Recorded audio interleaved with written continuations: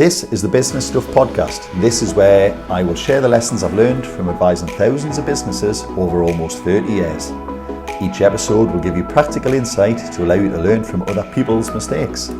I'll be pulling in experts from our team and the world of business, and together we'll make sure your business is giving you what you want. My name is Martin, and this is the Business Stuff Podcast. Hi everyone, this is Marty from the Accelerator team, and it's National Payroll Week, so who better to talk to for the Business Stuff Podcast than an HR expert. Hi Kathryn. Hi Martin, how are you doing?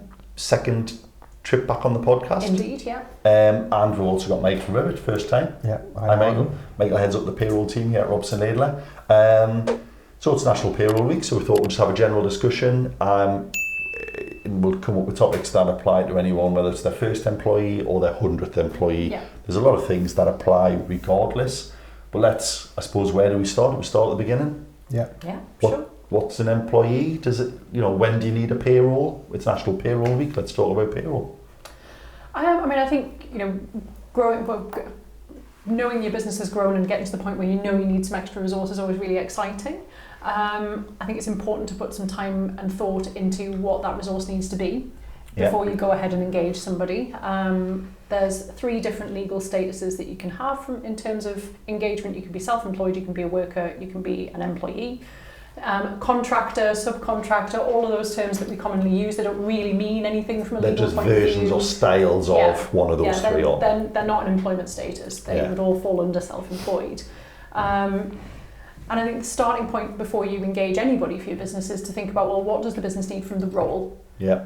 Don't get into thinking about, but my mate down the road used to do that in his old company and I think he'd be brilliant, or... Dave's a great salesman, we'll get Dave. Yeah. Do you need a salesman first? Yeah. Get really clear in terms of what you want from the role, how you want it to work, what level of commitment you want.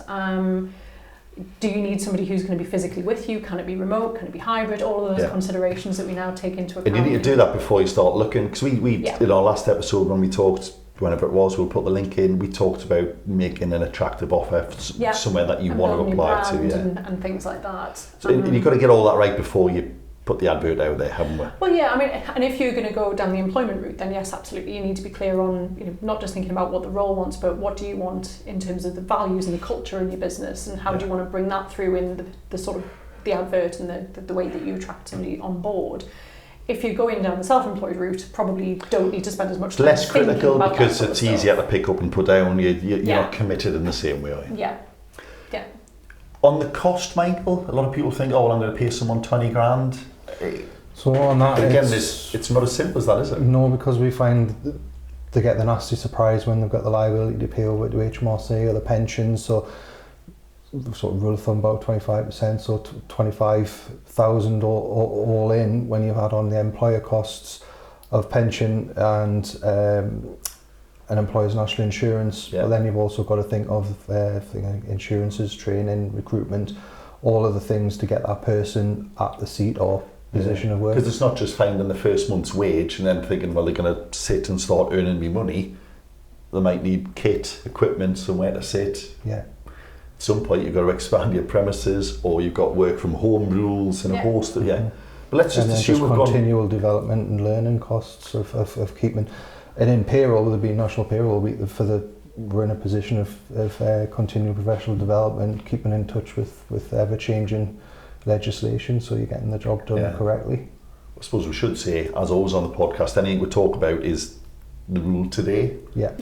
If you're watching this any time other than today, you need to check the rules, which is why you need to speak to the right people. Mm-hmm. So we've worked out if we need someone. We've debated whether they're going to be employed, self-employed. We know it's a 20 grand job, so it's going to cost us 25 loosely, not prescriptive.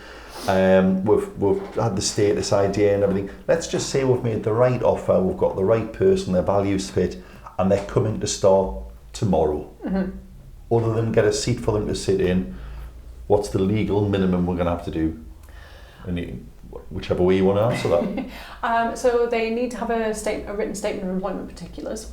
That doesn't have to be a contract. It's slightly less detailed than a contract. And to be fair, the free version that you can download on the ACAS website of what needs to be included in a statement of terms and particulars will get you started. So it's all right. So to be fair, I thought it was a contract on day one. It's got to be a binding agreement of sorts, but right. The statement of terms is the kind of the legal requirement. What does that have to include then?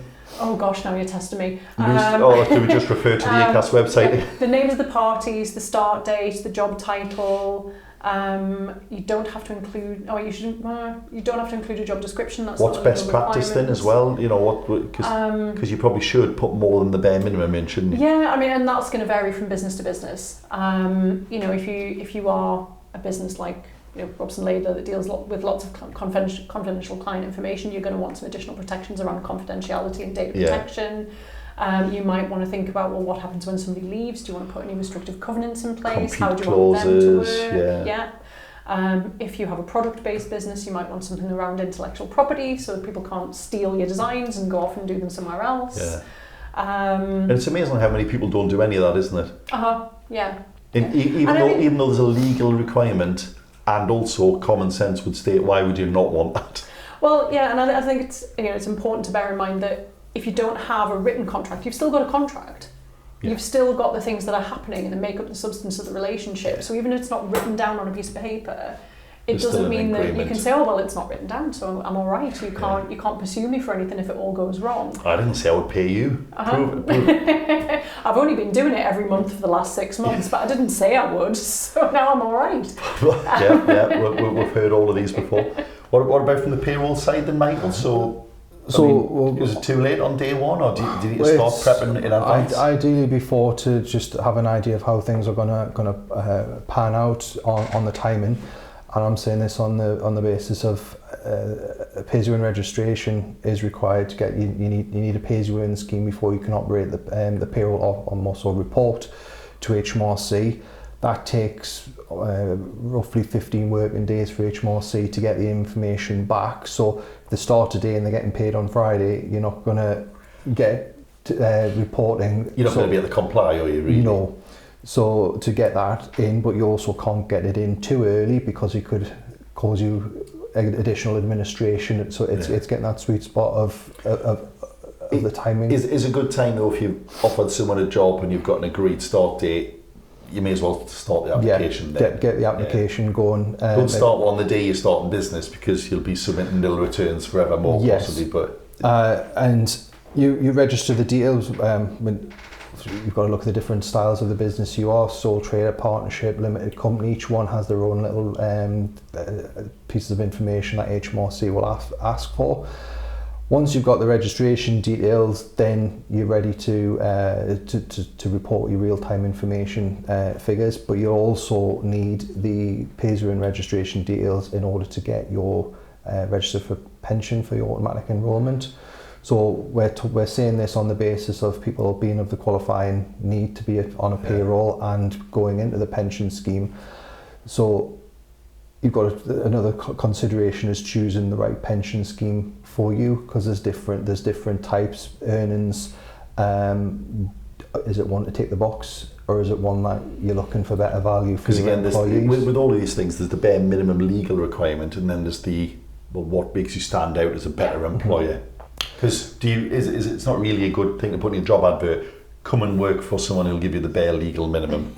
It's not really a pitch, is it? No. Yeah, I mean, when you see benefits and 28 days holiday, it's like, well, that's literally the minimum you're allowed to give. And lots of small businesses, that is what that's what they can do, and that's not to knock that, not because business is hard and that's all you can do. But it's then thinking creatively. Don't say generous benefits package. You get you haven't got to work Christmas Day. It's like.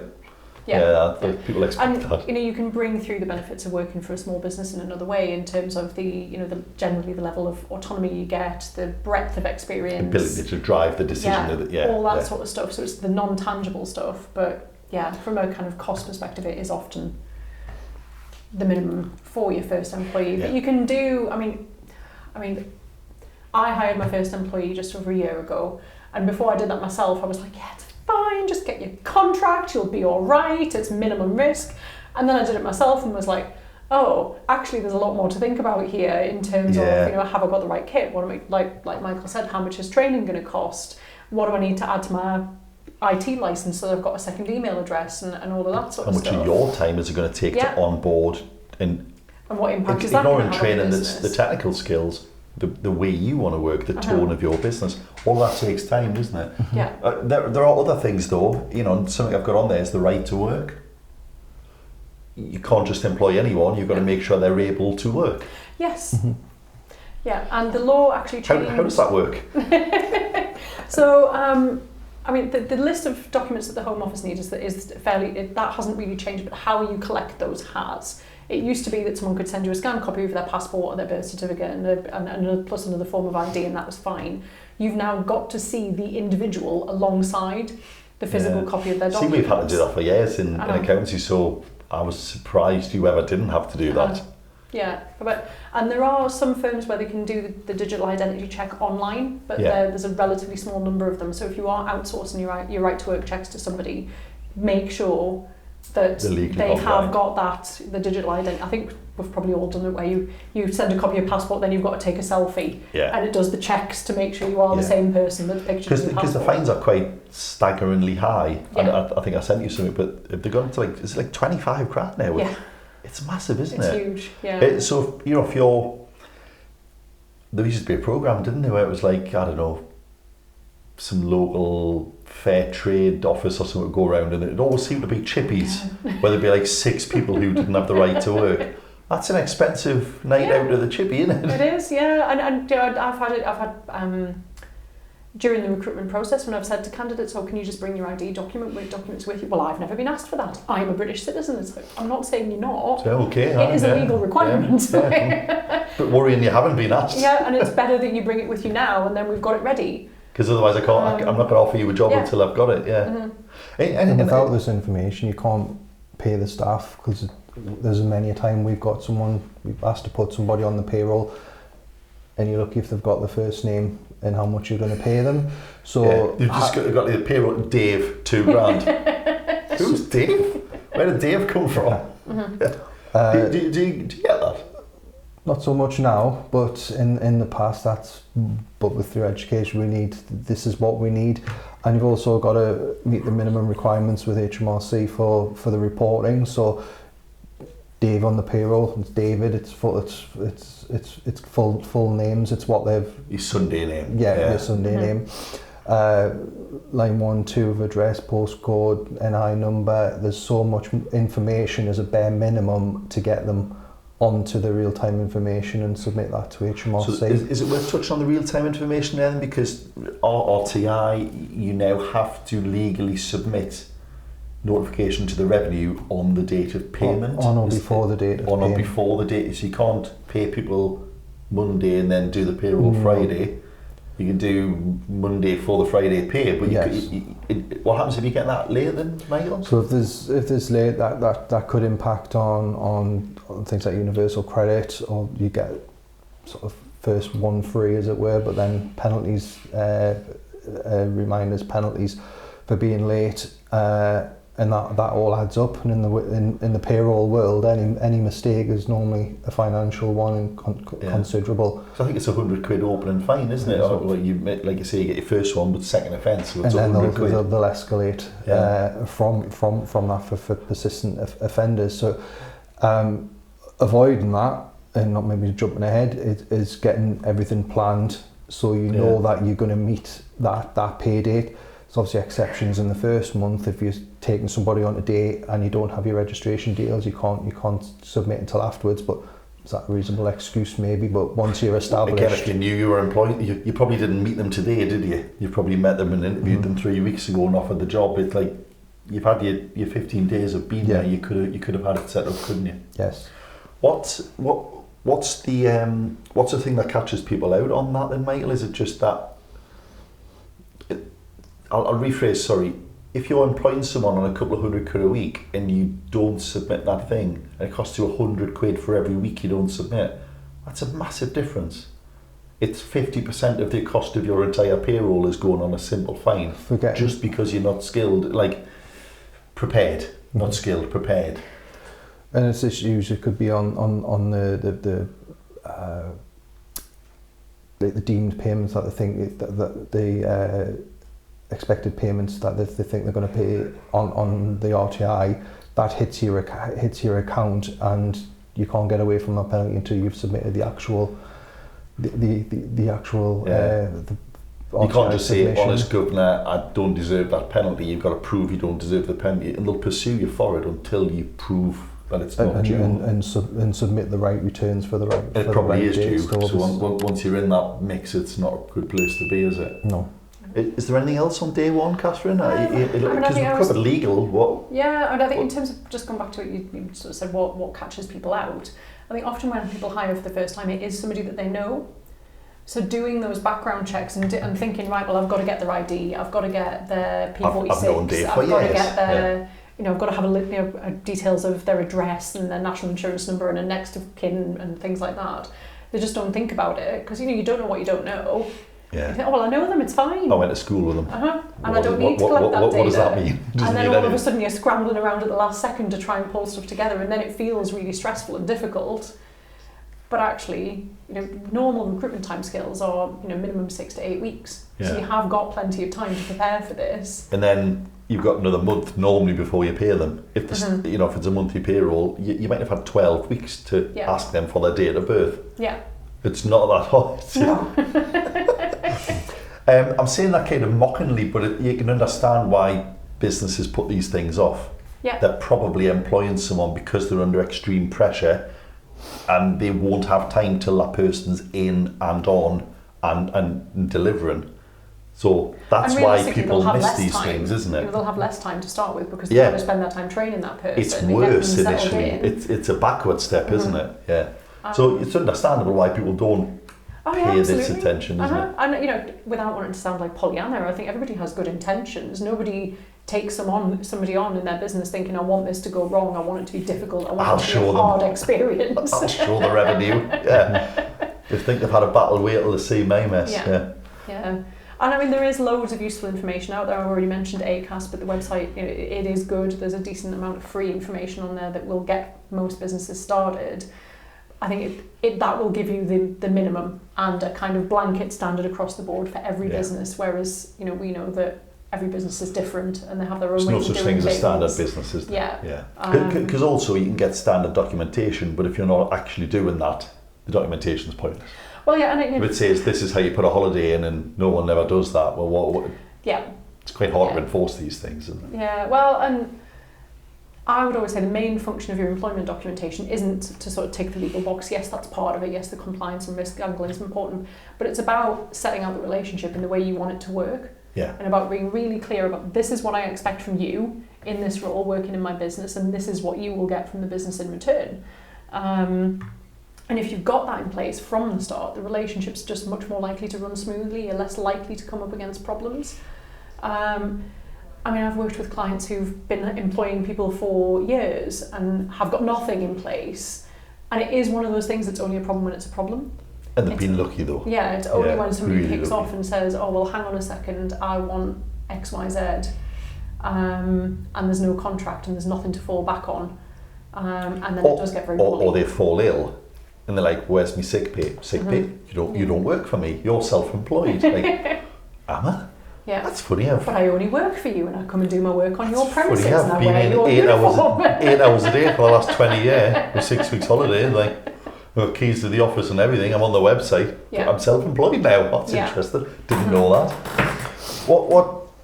So it sounds like there's a lot of things that the minimum just doesn't apply. Like, what else do we need to do on day one then, Michael? We've registered, I presume a basic form for a new employee to fill in sounds like a good idea. Yeah, so ideally have your own internal form, and as you grow, you'll tweak that to your needs with next of kin and the emergency contacts and references. But the starter form forms the essential criteria, minimum criteria for the payroll, and then you'd also need them to do a starter checklist from HMRC to establish what tax code that you're going to operate. The amount of people in my career that have come and said, "Oh, my mum says I don't pay tax," so that's not necessarily the right thing. So it depends on the more forms or the correct forms that you fill in. we're mitigating the fact that closer to the real answer it'll be. 'Cause a lot of people have no idea.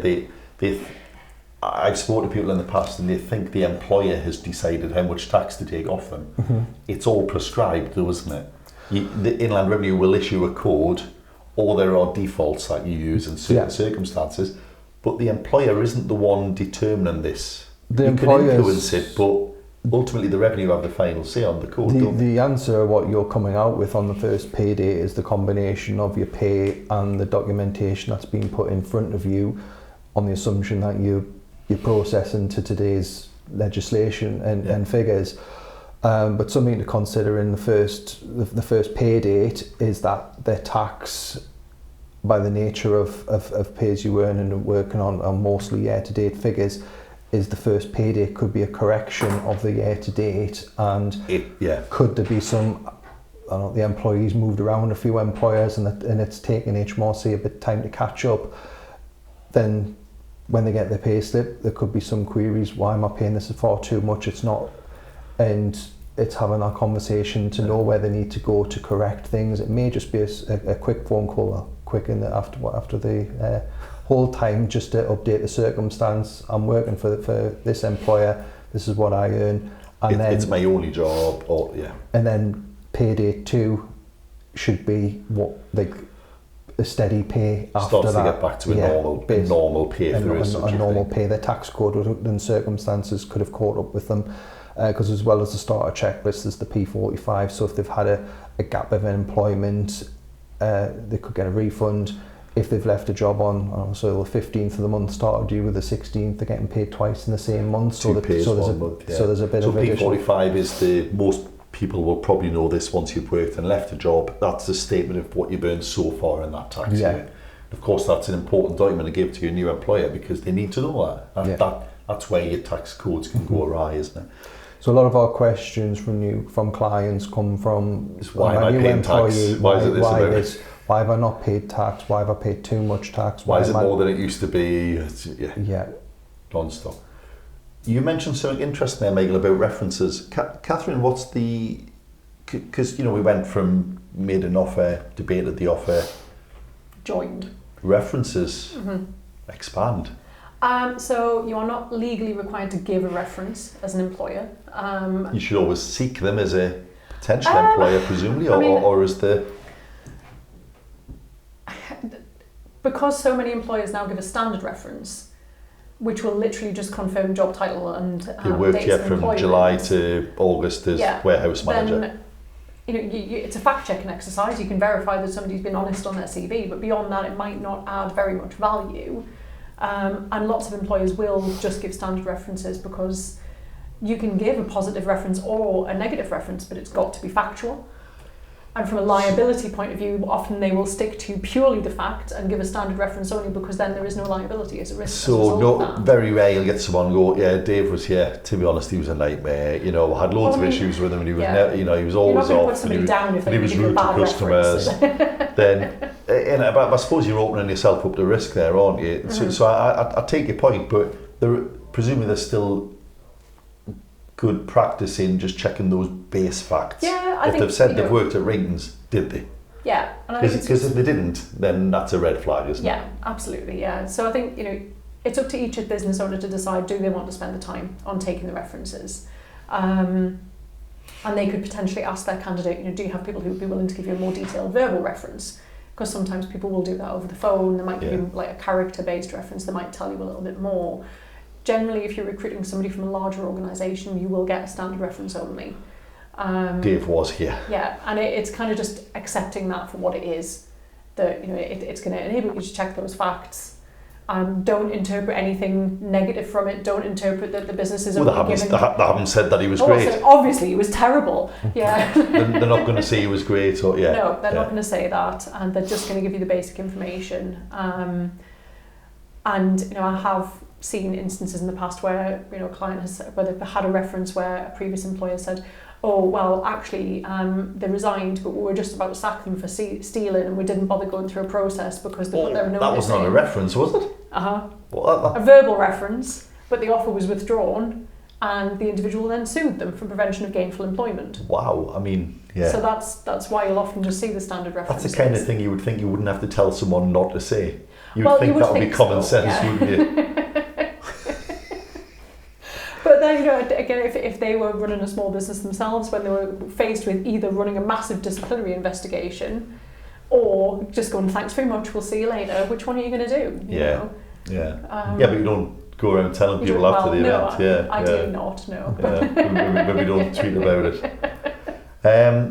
We've covered a couple of things that are quite legally, you know, we talked about pay earlier on, but we didn't talk about the fact that there are statutory minimum pays. So most people will have heard of the national minimum wage. There's also the living wage. You need to know what these are because you can't opt in or out of these things, can you, mate? No, that's it. It's the minimum, and it's a 40. When it comes to April, the normal time for them being increased, then it might not be review time for certain people, but if you're paying below come April, the 1st of April, then you're going to have to, that person by default is going to have a pay rise, or maybe if they're on the lower age limits when they hit a milestone birthday, then they put up to the minimum.